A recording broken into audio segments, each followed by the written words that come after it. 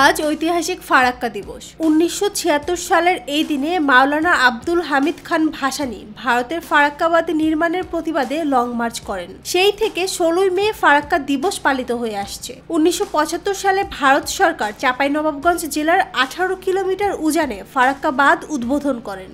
তখন চুক্তি অনুযায়ী পানির ন্যায্য হিসাব না পেয়ে মরুকরণের দিকে যাচ্ছিল বাংলাদেশের উত্তর পশ্চিমাঞ্চল। সেই প্রতিবাদে মাওলানা ভাসানী লং মার্চ করেন, যা আন্তর্জাতিক পর্যায়ে ব্যাপকভাবে সাড়া ফেলে। 1996 সালে ভারত বাংলাদেশের 30 বছর মেয়াদী গঙ্গার পানি বন্টন চুক্তি অনুযায়ী খরা মৌসুমে জানুয়ারি থেকে মে মাসের মধ্যে বাংলাদেশকে 35,000 কিউসেক পানি দেওয়ার কথা। কিন্তু বাংলাদেশ সে পানি পায়নি। একসময় উত্তাল ছিল যে পদ্মা, তা এখন শান্ত নদী, বালুচর চারপাশ।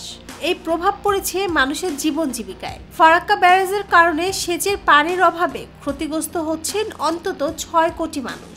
নদী শুকিয়ে যাবার ফলে জেলেরা মাছ পায় না, বালুচরের ফলে হয় না আবাদ। গবেষণার তথ্য বলছে 1984 সালের তুলনায় শুষ্ক মৌসুমে 50% আয়তন হারিয়েছে পদ্মা নদী।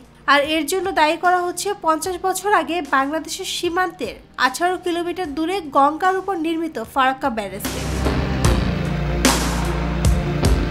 নুসরাত জাহান শম্পা, নিরপেক্ষ নিউজ ডেস্ক।